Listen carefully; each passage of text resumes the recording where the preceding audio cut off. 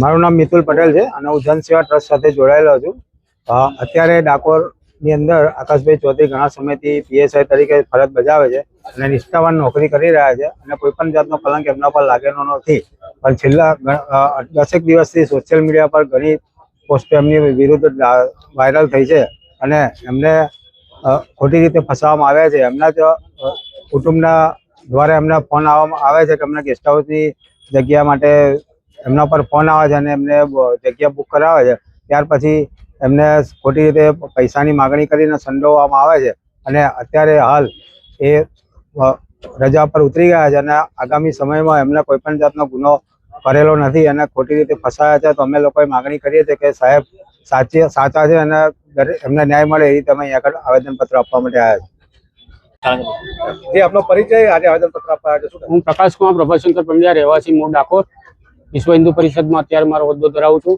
ડાકોર આસરા તાલુકાની પોસ્ટની હદમાં Dakor police station આવેલું છે। ત્યાં અમારા જૂના નિષ્ઠાવાન આકાશભાઈ ચૌધરી ઘણા સમયથી ડાકોર પોલીસ સ્ટેશનમાં ફરજ બજાવે છે। તેણે દરેક સમાજ જોડે સારી સુમેળતાપૂર્વક વર્તન કર્યું છે। તેમની સામે કોઈ અત્યાર સુધીમાં કોઈ ગંભીર ગુનો કે કોઈ એવી આડકતરી ફરિયાદ સજાએ બી કરી નથી।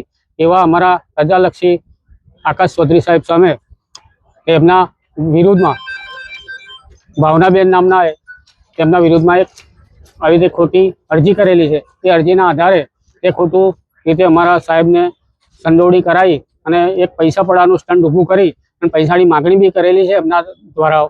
અને તે વખતે સાહેબની નોકરી રણછોડજી મંદિરમાં બોલતી હતી। તેમના મામાના દીકરાનો ફોન આવેલો કે ભાઈ આ રીતે કોઈ બી સગા સંબંધીનો ફોન આવે, ડાકોરમાં રહેતા હોય તો પોતાના ઉતારા માટે એ રીતે વ્યવસ્થા કરતા હોય છે। એ રીતે આકાશભાઈ ચૌધરી સાહેબે તેમના મામાના દીકરાનો ફોઈના દીકરાનો ફોન આવતા તેમને આ રીતે ગેસ્ટ હાઉસની વાત કરેલી। તો પણ ત્યાં સુધી કોઈ જગ્યાએ અમારા આકાશ ચૌધરી સાહેબ ગયા નથી અને તેમના વિરુદ્ધમાં મન ધડક કહાની બનાવી તેમની પોસ્ટનો દુરુપયોગ કરવા બાબતે આ રીતે તેમના વિરુદ્ધમાં ખોટી ફરિયાદ કરી તેમને સંડોવા બાબતથી ઇરાદાપૂર્વક કાવતરું કરી અને જે સોશિયલ મીડિયા પર અત્યારે વાયરલ થયું છે તેમાં અમારા સાહેબની પ્રતિષ્ઠા અખોડાય છે। તેના માટે આપ કલેક્ટર સાહેબને આવેદનપત્ર આપવા આવ્યા। માંગ શું છે તમારી? માંગ અમારી એવી છે કે અમને સાચો ન્યાય મળે। આકાશભાઈ ચૌધરી સાહેબ બિલકુલ નિર્દોષ છે, નિષ્ઠાવાન છે। ફરિયાદ તો દાખલ થઈ ગઈ છે, આગળ શું કરશો?